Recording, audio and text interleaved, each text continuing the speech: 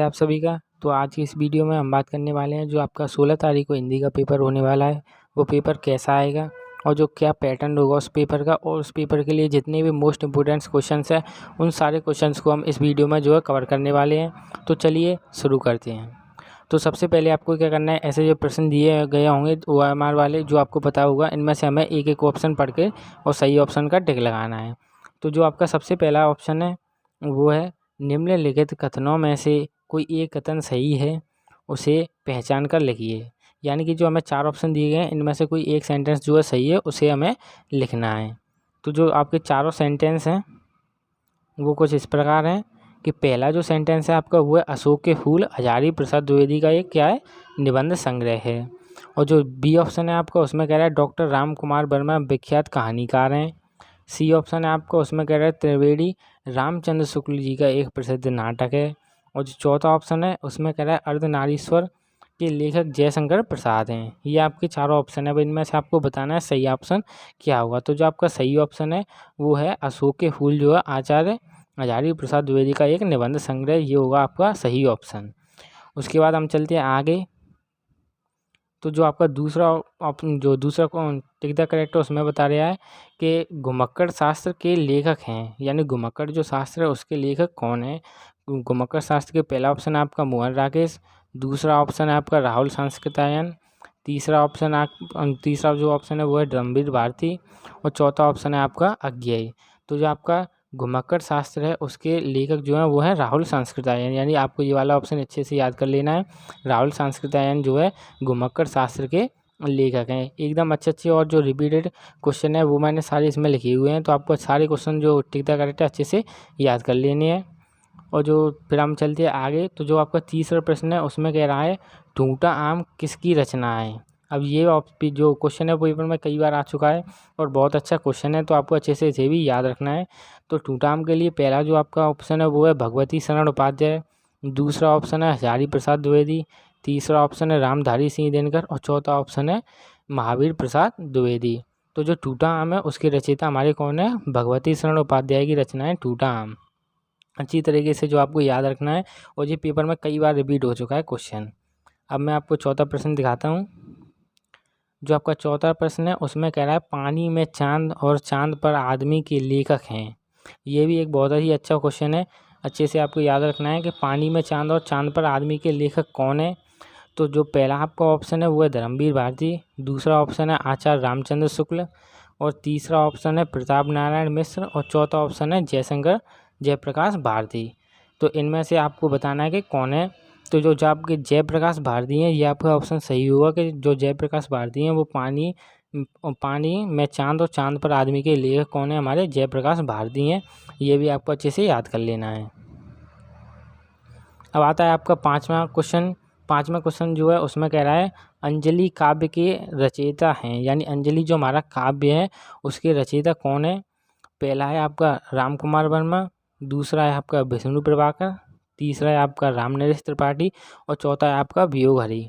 इन चारों में से कौन सा ऑप्शन सही होगा आप मुझे कमेंट करके बताएं। तो मैं बता दूं आपको सही ऑप्शन जो है वो हमारा डॉक्टर राम कुमार वर्मा जो है अंजलि काव्य के रचयिता हैं। ये सारे ऑप्शन मैंने आपके लिए एकदम अच्छे से ढूंढ के रखे हुए हैं, एकदम रिपीटेड क्वेश्चन है, तो आपको अच्छे से हर एक क्वेश्चन याद कर लेना है, समझ लेना है, देख लेना है। जो आपका छठवां क्वेश्चन है उसमें कह रहा है हरी घास पर छड़वर के लेखक हैं, यानी हरी जो घास है उस पर छड़वर के लेखक कौन है। तो इसके लिए आपको बताना है कि इसके लेखक कौन है। तो पहला जो आपका ऑप्शन है वो है धर्मवीर भारती, दूसरा ऑप्शन है जयशंकर प्रसाद, तीसरा ऑप्शन है इनमें से कोई नहीं, और चौथा ऑप्शन है अज्ञेय। तो आपको बताना है इनमें से कौन है। तो जो आपका सही ऑप्शन होगा वो ऑप्शन सी होगा, क्योंकि जो हरी घास पर छड़वर है उसके रचयिता हैं हमारे अज्ञेय जी। ठीक है। अब आता है आपका सातवां क्वेश्चन में कह रहा है कि वीरगाथा काल के कवि हैं, यानी आपको 4 कवि दिए गए हैं, उनमें से आपको बताना है कि जो वीरगाथा काल है उसके कवि कौन हैं। तो जो सबसे पहला आपका ऑप्शन है वो है भूषण केशव दास। ये डबल बार रिपीट हो गया है, ये यहाँ पर सिर्फ भूषण लिखा हुआ है। ये दूसरा जो आपका ऑप्शन है वो केशव दास, तीसरा ऑप्शन है आपका चंद्रवृदाई, और चौथा ऑप्शन है वो घनानंद। ये ऑप्शन तो जो क्वेश्चन है ये सबसे कॉमन क्वेश्चन है, तो सभी को पता होगा, जैसे कि नाम से ही पता चल रहा है कि जो चंद्रवृदाई हैं ये एकदम क्या है, सिंपल सा मैच हो रहा है इससे। तो यही है वीरगाथा काल के हमारे काल के कवि जो है वो कौन है, चंद्रवृताई। ये भी आपको अच्छे से याद रख लेना, पेपर में हर बार पूछा जाता है कि चंद्रवृताई यहाँ पर इनसे रिलेटेड क्वेश्चन। आपका 8वां क्वेश्चन है, उसमें कह रहा है परशुराम की प्रतिज्ञा के लेखक हैं। आप इस क्वेश्चन को सोचिए कि प्रतिज्ञा जो है परशुराम की, उसके लेखक कौन हैं। पहला जो ऑप्शन है आपको उसमें दे रहा है आपको अज्ञेय, दूसरा ऑप्शन दे रहा है दिनकर, तीसरा ऑप्शन है हजारी प्रसाद द्विवेदी और चौथा ऑप्शन है नगेंद्र। तो जो आपका सही ऑप्शन हो जाएगा वो है रामधारी सिंह दिनकर। इसमें शॉर्ट नाम भी दे रहा है दिनकर, तो दिनकर सिर्फ उन्हीं का है, जो उनका उपनाम जब पीछे से लिख देते हैं तो वही नाम है दिनकर, रामधारी सिंह दिनकर। तो जो क्या है परशुराम की प्रतिज्ञा के लेखक कौन है हमारे, रामधारी सिंह दिनकर। अब ये तो गए आपके जो क्वेश्चन है जो गद्य साहित्य जो पद्य से, इनके जो इतिहास से रिलेटेड। अब आते हैं जो आपके व्याकरण से यानी ग्रामर से जो क्वेश्चन आएंगे वो। तो जो 9वां क्वेश्चन आप में प्रश्न है उसमें कह रहा है हास्य रस का स्थायी भाव क्या है। ये क्वेश्चन आप सभी को पता ही होगा, हास्य रस का स्थायी भाव क्या होता है। शोक होता है, रौद्र होता है, भय होता है या हास होता है, कमेंट करके बताएं। और जो आपका हास्य रस होता है उसका स्थायी भाव होता है हास रस। हास्य रस का आप जो स्थायी भाव है वो क्या है, हास्य होता है। सिंपल सा नाम से ही पता पड़ रहा है, हास और हास्य। वैसे आपने डेफिनेशन पढ़ाई है मैंने, उसमें देखा हुआ, तो आपको आसानी से जो है पता होगा। सारे मैंने एकदम सिंपल भाषा में बताए हुए हैं। अब 10वां क्वेश्चन आता है आपका उपमा के कितने अंग होते हैं। यानी जो हमारा उपमा अलंकार होता है उसमें कितने अंग होते हैं, इसके कितने हैं, 4 अंग होते हैं। उपमा अलंकार के कितने अंग होते हैं, 4 अंग होते हैं। अब हम चलते हैं अपने अगले क्वेश्चन पर, 11वां क्वेश्चन। अगर आपको कोई क्वेश्चन समझ में नहीं आ रहा है तो मुझे कमेंट करके बताएं, मैं पूरा आपका जो क्वेश्चन है उसका जवाब देने की कोशिश करूँगा पूरी। अब हम चलते हैं अपने अगले क्वेश्चन पर, जो है रोला में कितनी मात्राएं होती हैं। यानी जो हमारा रोला छंद जो होता है उसमें टोटल कितनी मात्राएं होती हैं, ये भी मैंने आपको पढ़ा चुका हूँ मैं। तो आपको अच्छे से पता होगा कि इसमें जो है 24 मात्राएं होती हैं रोला छंद में। जो टोटल पूछ रहा है, जैसे वैसे अगर यहाँ पे पूछता है पहले चरण में और दूसरे चरण में, तो यहाँ पर 12 और यहाँ पर दूसरा और तीसरा चरण होता है उसमें 13 करके हो जाती है। लेकिन इसमें सिर्फ एक बार ही पूछ रहे हैं, तो इसलिए टोटल इनका हम बताएंगे जो है 24 मात्राएं होती हैं। यानी 12वें क्वेश्चन में हमसे क्या कह रहा है कि जो हमारा शताब्दी शब्द है इसमें कौन सा समास है, हमें बताना है। जो शताब्दी जो हमारा शब्द है उसमें कौन सा समास है। यहाँ पे हेगु लग गया है, ये हेगु नहीं, यहाँ पे द्विगु समास होगा। मैं लिख देता हूँ। जो पहला ऑप्शन है, पहला जो आपका ऑप्शन है वो क्या है, द्विगु समास, कर्मधारय समास, द्वंद्व समास और बहुगुणी समास। अब इनमें से ये 2 समास तो आप सीधा सीधा हटा दीजिए, आपके वो जो पेपर है उसमें है नहीं। और द्वंद्व समास होता नहीं है इसमें, क्योंकि इसमें और का लोप होता है। तो बचा कि हमारा द्विगु समास, तो हमारा ये वाला द्विगु समास हो जाएगा किसमें, 12वें ऑप्शन में, जो हमारा पहला जो ए ऑप्शन आंसर है। अब हम चलते हैं अपने 13वें क्वेश्चन की तरफ। तो 13वें क्वेश्चन में हमसे कह रहा है रात का तत्सम शब्द होगा। यानी जो हमारा रात है इसका तत्सम शब्द क्या है। तो रात का तत्सम शब्द आप सभी को पता होगा कि रात्रि होता है रात का तत्सम शब्द। अब हमारा 14वां क्वेश्चन प्रश्न है, उसमें कह रहा है कि बादल का पर्यायवाची क्या होगा। यानी बादल जो है इसका पर्यायवाची क्या है, ये भी आप सभी को पता होगा। सिंपल सा बादल से ये बादल एकदम सिंपल यही है इसका पर्यायवाची, सिंपल सा। अम्बुज होता नहीं है, पंकज होता नहीं है, ये कमल का है, ये नीरज भी कमल का है, ठीक है। अम्बुज कपड़े का होता है। तो बचा के हमारा बारह, तो यही क्या हो जाएगा, हमारे 14वें क्वेश्चन का आंसर हो जाएगा, यानी कि बादल का पर्यायवाची। अब हम चलते हैं अपने 15वें क्वेश्चन पर, जिसमें कह रहा है गुरुबादेश, यानी गुरुबादेशा में कौन सी संधि, यानी गुरुबादेशा जो हमारा है शब्द, इसमें कौन सी संधि है ये हमें बताना है। गुण संधि है, यण संधि है, वृद्धि संधि है या फिर दीर्घ संधि है। तो सभी का आपको बताना है कि जो हमारा गुरुदेशा है इसमें कौन सी संधि है। तो इसमें मैं आपको बता दूं कि इसमें यण संधि है। यण संधि जो है आपका इसमें आंसर होगा। वैसे मैं बता दूं जो आपकी संधि वगैरह होती हैं ये सब मतलब थोड़ी डिफ़िकल्ट होती हैं, तो आपको अच्छे से याद रखनी है, अगर याद हो जाए तो ठीक है। तो जो हमारा 16वां क्वेश्चन है, तो 16वां क्वेश्चन हमसे कह रहा है कि प्रत्योपकार में कौन सी संधि है। यानी जो हमारा प्रत्योपकार है इसमें भी कौन सी संधि है। इस वाले क्वेश्चन में भी हमें क्या बतानी है, संधि बतानी है। तो इसमें भी हमें बताया, जो पहली आपका ऑप्शन है उसमें कह रहा है गुण संधि, दूसरे जो ऑप्शन है उसमें कह रहा है यण संधि, तीसरा जो ऑप्शन है उसमें कह रहा है वृद्धि संधि और चौथा जो ऑप्शन है उसमें कह रहा है दीर्घ संधि। तो इसमें जो संधि होगी वो होगी आपकी यण संधि, जो है सही आंसर हो जाएगा आपका, जो है यण संधि इसका आंसर है सही। आपको अच्छे से ये संधि वाले जो है याद कर लेनी है। सिंपल यही क्वेश्चन आएंगे पेपर में, मतलब रिपीटेड क्वेश्चन है तो शायद आ सकती हैं, संभावना है इन क्वेश्चन की जो आपके पेपर में आने की। अब आते हैं आपके हम 17वें को प्रश्न की तरफ। इसमें कह रहा है मधुसु शब्द में कौन सी विभक्ति एवं वचन है। मैं आपको एक बात बताऊं कि जो विभक्ति और वचन होते हैं मुझे तो कभी याद नहीं हुआ, अगर आपको याद है तो आप बता सकते हैं क्या है। तो इसमें जो आपकी विभक्ति और वचन में क्या होगा, इसमें आपका सप्तमी विभक्ति और एक वचन नहीं, सप्तमी विभक्ति बहुवचन है ये, यानी जो हमारा मधुसु है इसमें क्या है, हमारी सप्तमी विभक्ति है और एक वचन है, ये इसका क्या है आंसर है। ये भी वैसे अच्छा क्वेश्चन है आपके पेपर के लिए। यानी जो मधुसु है इस शब्द में कौन सी विभक्ति एवं वचन है, तो इसमें सप्तमी विभक्ति और ये क्या है बहुवचन है। ये क्वेश्चन वैसे गलती से टाइप हो गया, ये यहाँ पे है नहीं 1 नंबर कुछ। 18वां जो क्वेश्चन है उसमें हमसे कह रहा है कि संसार का पर्यायवाची है, यानी संसार का पर्यायवाची हमें बताना है। ये तो सिंपल क्वेश्चन है, आपको अच्छे से याद कर लेने हैं। तो जो संसार का पर्यायवाची है इसमें आपको बताना है दुनिया और विश्व। अब आपने इसमें देख ली कि जो दुनिया है और जो विश्व है ये दोनों क्या है हमारे संसार के पर्यायवाची। तो हम क्या करेंगे, सीधा चौथे ऑप्शन को भरेंगे कि ये सभी। ऐसा ना करें कि आप अपनी OMR सीट होगी उसमें बी पर भी भर दें और जो है सी को भी भर दें, तो इस तरीके से ये क्या हो जाएगा, गलत हो जाएगा। तो हमें क्या करना है, डी ऑप्शन जो है वो भर देना है इन सभी में। ठीक है, अब हम चलेंगे अपने 9वें क्वेश्चन, जो 19वां क्वेश्चन है उसकी तरफ। उसमें कह रहा है हास धातु लोड लकार प्रथम पुरुष एक वचन के रूप होगा, यानी हमें हास धातु के लोड लकार का प्रथम पुरुष का एक वचन बताना है। तो इसमें आपको सभी को बताना है क्या होगा, जो आपका इसमें आंसर होगा वो होगा हसतु, यानी जो सी ऑप्शन है ये आपका राइट आंसर हो जाएगा इस वाले क्वेश्चन का, कि हास्य धातु के लोड लगा का प्रथम पुरुष का एक वचन क्या हो जाएगा, हसतु हो जाएगा। अगर बाई चांस अगर आपको कोई भी इनमें से क्वेश्चन गलत लगता है तो आप मुझे बता सकते हैं। और जो आपका 20वां क्वेश्चन है ये मैं आपको एकदम होमवर्क के जो होमवर्क होगा आपको उसके लिए दे रहा हूँ। आपको सोचकर बताना है कि जो पट धातु है इसके लोड लगा के मध्यम पुरुष का एक वचन में रूप बनेगा। ये विभक्ति के दोनों सवाल मैंने वही सवाल लिए हैं जो आपसे पेपर में पूछे जा सकते हैं, एक आध दो बार रिपीट हो चुके हैं, वही क्वेश्चन है ये वाले। ठीक है, ये आपको बताना है, सोचना है। ठीक है, और अगर आपको वैसे मैं बता दूं इसमें आंसर शायद इसका बी वाला से होगा, आपका शायद आंसर होगा।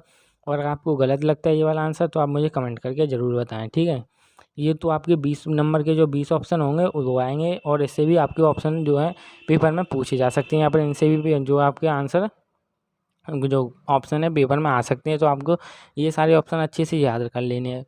फिर उसके बाद आपका क्या होगा, खंडवा आपका शुरू होगा, जो खंडवा है वो शुरू होगा। इसमें क्या है, हमसे सबसे पहले पूछ रहा होगा निम्नलिखित गद्यांश पर आधारित 3 प्रश्नों के उत्तर दीजिए। ठीक है, यानी हमें क्या करना है, इसमें से 3 प्रश्नों के उत्तर देने हैं। डबल बार आ गया, ये सिंपल डबल बार लग गया, सेम क्वेश्चन है। ये क्या होगा हमारे 6 नंबर के लिए हमसे ये वाला क्वेश्चन पूछा जाएगा। इसमें क्या है, हमें ये सारा जो है पैराग्राफ दिया गया होगा। इस पैराग्राफ को आप सिंपल सा हिंदी का पैराग्राफ देना है तो आपको पता ही होगा। इसमें से क्या करना है, इसे पढ़ के हमें ये 3 क्वेश्चन दिए गए हैं, इनके जो हमें आंसर देने होंगे। ठीक है, उसके बाद जो है आपके दूसरा, अगर आपको ये वाला नहीं, जो चैप्टर जो पैराग्राफ इसमें से समझ में नहीं आ रहा है तो जो आप अपना दूसरा पैराग्राफ है इस वाले पैराग्राफ को पढ़ कर सकती हैं।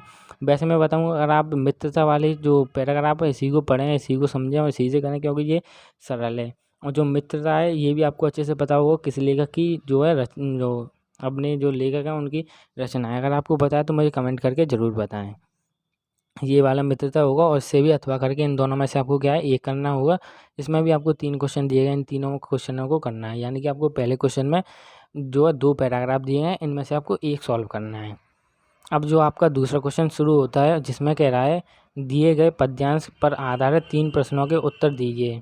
यानी कि अब आपने गद्यांश तो कर लिया, अब क्या है, अब आपका पद्यांश शुरू होगा। यानी कि जो आपके पद्य है उससे भी एक पैराग्राफ आएगा जिसके आपके पढ़कर 3 क्वेश्चनों के उनसे आंसर देने हैं।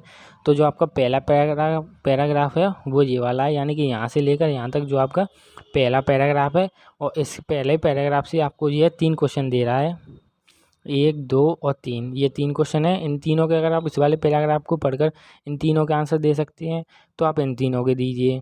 और अगर आपको ये वाले जो मतलब पद्यांश है ये समझ में नहीं आ रहा है तो इसमें भी अथवा करके आपको एक और ऑप्शन दिया गया है कि जैसे आपको ये वाला जो है ये दे रहा है दोहा, जो कुछ भी है इसे पढ़कर आपको इन तीनों क्वेश्चनों के आंसर देने हैं। ठीक है, इसमें वैसे ये वाला सरल है, इसमें दे रहा है बिहारी जी के, तो सिंपल से आपको पता पड़ेगा कि प्रस्तुत सत्यापन जो संदर्भ है वो कैसे इसका लिखा जाएगा। और ये जो आपके दोनों क्वेश्चन है वो आपसे दोनों क्वेश्चन 6-6 नंबर के लिए पूछे जाएंगे, यानी कि प्रत्येक क्वेश्चन जो पहला क्वेश्चन होगा वो भी 6 नंबर का है, और जो दूसरा क्वेश्चन है आपका वो भी कितने नंबर का है, 6 नंबर का क्वेश्चन है। दोनों क्या है 12 नंबर के क्वेश्चन हो जाएंगे, दोनों मिलाकर, दोनों सिंपल एकदम आसान क्वेश्चन है, दोनों आपको कर लेनी है। ठीक है, इसके बाद हम चलते हैं अपने तीसरे क्वेश्चन की तरफ। अब आपका शुरू होता है क्वेश्चन नंबर 3, जिसमें आपको क्या करना है, दो आपको जो है संस्कृत में पैराग्राफ दिए गए हैं, जिनमें से आपको एक जो है एक का अनुवाद हिंदी अनुवाद करना है, जिसके लिए आपको क्या मिलेंगे 5 नंबर आपको इसके लिए मिलेंगे। ठीक है, संदर्भ सहित अनुवाद करना है। ठीक है, जो आपका पहला जो पैराग्राफ है वो ये है, यानी यहाँ से लेकर यहाँ तक जो आपका पहला पैराग्राफ है, ये पैराग्राफ भी आपसे पेपर में पूछा जा सकता है। और जो पैराग्राफ मैंने आपको दिए हैं ये रिपीटेड ही पैराग्राफ है, तो आप अच्छे से इन पैराग्राफ को याद कर लें, शायद इनमें से एक आधा आपको पैराग्राफ जो आपके पेपर में फंस सकता है। और जो आपका संस्कृत का दूसरा पैराग्राफ है वो कुछ इस तरीके से है, ये वाला पैराग्राफ थोड़ा बड़ा है, तो आपको ये याद करना है, छोटा पैराग्राफ देखें वही फ़ायदा में रहेंगे, वही मतलब सही रहेगा आपके लिए। अब हम आते हैं अपने क्वेश्चन नंबर चौथे की तरफ, जिसमें हमसे क्या कह रहा है, क्वेश्चन नंबर चौथे में हमसे कह रहा है दिए गए संस्कृत पद्यांश में से किसी एक का संदर्भ सहित हिंदी अनुवाद कीजिए। यानी कि इसमें हमें ध्यान रखना है कि जो हमारा पहला वाला जो क्वेश्चन था क्वेश्चन नंबर 3, उसमें हमसे संस्कृत का गद्यांश पूछा गया था, और इसमें हमसे क्या पूछ रहा है, संस्कृत के पद्यांश के बारे में पूछ रहा है। जो ये पद्यांश होगा ये भी आपसे जो है 5 नंबर के लिए पूछा जाएगा। ठीक है, यानी पहले वाला जो हमारा क्या था वो था गद्यांश था, और ये दूसरा वाला है वो क्या हमारा पद्यांश है। पद्यांश में हमें क्या करना है, 2 पद्यांश दिए गए हैं हमें। आपका पहला जो पद्यांश है वो है ये वाला पद्यांश, ये सर्वे भवन्तु सुखिनः और सर्वे ये वाला भद्राणी करके, ये वाला आपका पहला पैराग्राफ है, इसका आपको हिंदी सहित अनुवाद लिखना है, संदर्भ सहित।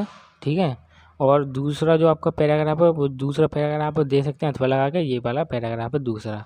अब हम आते हैं अपने क्वेश्चन नंबर 5वें की तरफ, जिसमें कह रहा है हमसे 5वें क्वेश्चन में कि स्वपठित खंड काव्य के आधार पर प्रमुख पात्र के चरित्र का हिंदी में अनुवाद लिखिए। यानी कि जो हमारे खंड काव्य हैं उसके जो हमें जो भी आपके जो प्रमुख चरित्र चित्रण करना है उनका, जिनके बारे में आपको बताया गया हो उनके बारे में। अब मैंने यहाँ पे लिखा नहीं है कि जो यहाँ पर गांधी जी का जो भी आपके जिला में आता हो वो करना है, और ये भी आपको 3 नंबर के लिए पूछा जाएगा, तो ये तो आप सभी को पता ही होगा। और इसमें अथवा करके कह रहा है, अथवा करके स्वपठित खंड काव्य के कथासार को संक्षेप में लिखिए। ये क्या है आपका, इसी का अथवा लगा के या तो ये वाला क्वेश्चन कीजिए या फिर ये वाला क्वेश्चन कीजिए। ठीक है, इसके बाद हमें क्या करना है, क्वेश्चन नंबर 6 पे आते हैं हम।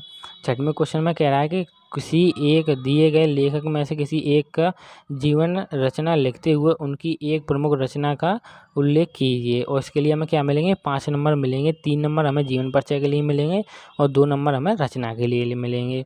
तो आचार्य रामचंद्र शुक्ल जी का जीवन परिचय ये भी मैं पढ़ा चुका हूँ आपको, और डॉक्टर राजेंद्र प्रसाद जी का ये भी हो चुका है, और राजेंद्र प्रसाद, इन तीनों में से क्या करना है आपको, जो भी सरल लगे उसका आपको क्या करना है, जीवन परिचय लिखना है, और उनकी एक एक रचना का लिखनी है, मतलब प्रमुख रचना कम से कम 3 रचना लिख कर आएँ आप कॉपी में, तो ज़्यादा ठीक रहेगा। मैं शुरू से ही बताता हूँ। और जो आपका इसी का जो दूसरा क्वेश्चन है उसमें कह रहा है कि दिए गए कवियों में से किसी एक का जीवन परिचय लिखते हुए उनकी एक प्रमुख रचना का उल्लेख कीजिए। ये भी क्वेश्चन जो है आपको 5 नंबर के लिए है। इसमें आपको 3 कवि दे रहे हैं, वो क्या था, गद्य से था। ये वाला क्वेश्चन किससे है, पद्य से है। इसमें पहला जो आपका वो है तुलसीदास, दूसरा राम नरेश त्रिपाठी, और तीसरा है हमारा श्याम नारायण पांडे। अब आते हैं हम अपने क्वेश्चन नंबर 7 की तरफ। तो जो 7वां क्वेश्चन है उसमें कह रहा है कि अपने पाठ्य पुस्तक से कंठस्थ कोई एक श्लोक लिखिए जो इस प्रश्न पत्र में ना हो। अब ये क्वेश्चन भी आप सभी को पहले से पता ही होगा कि ये क्वेश्चन हर साल आता है, तो आपको पता ही होगा कि आपको श्लोक कौन सा लिखना है। सिंपल आपको श्लोक लिख देना है, और जो आपको ये तो मतलब फ्री के नंबर है आपके लिए। ठीक है, अब हम चलते हैं क्वेश्चन नंबर 8 की तरफ। 8 वाले क्वेश्चन में हमसे क्या कह रहा है कि निम्नलिखित में से किन्हीं 2 प्रश्नों के उत्तर संस्कृत में दीजिए, जो आपको एक क्वेश्चन किसके लिए 2-2 नंबर के लिए, यानी टोटल जो उनका 8वां क्वेश्चन है वो कितने नंबर के लिए, 4 नंबर के लिए पूछा जाएगा। ये जो आपको चारों जो है जो आपके संस्कृत में दिए गए हैं बाकी इनका क्या करना है, हमें हिंदी में अनुवाद, जो हिंदी में ना संस्कृत में ही उत्तर देने हैं, जो आपने किताब में पढ़ा होगा उनमें से आपको पता होगा। ठीक है, संस्कृत में इन चारों में से 2 के आपको आंसर लिखने हैं। अब हम आते हैं अपने 9वें क्वेश्चन की तरफ, जो कि आपसे 9 नंबर के लिए पूछा जाएगा, ठीक है। और इसमें क्या करना है, आपको निबंध लिखना है। किसके ऊपर? राष्ट्रीय एकता, पर्यावरण प्रदूषण, विज्ञान वरदान या अभिशाप, या फिर वनो महोत्सव। इन सब में से आपको किसी एक पर जो आपको निबंध लिखना है। तो इस तरीके से जो आपका जो पेपर है वो आने वाला है 16 तारीख को। और इसमें से भी अगर आप इन्हें याद कर लेते हैं तो इसमें से भी काफ़ी क्वेश्चन जो आपके लिए रिपीट होंगे, और आपके पेपर में इस वाले जो पेपर है इससे भी काफ़ी क्वेश्चन देखने को मिलेंगे। तो अगर आपको वीडियो अच्छी लगी हो तो वीडियो को लाइक करना, और चैनल पर नए हैं तो सब्सक्राइब करें। मिलते हैं अगली वीडियो में, तब तक के लिए जय हिंद, जय भारत, धन्यवाद।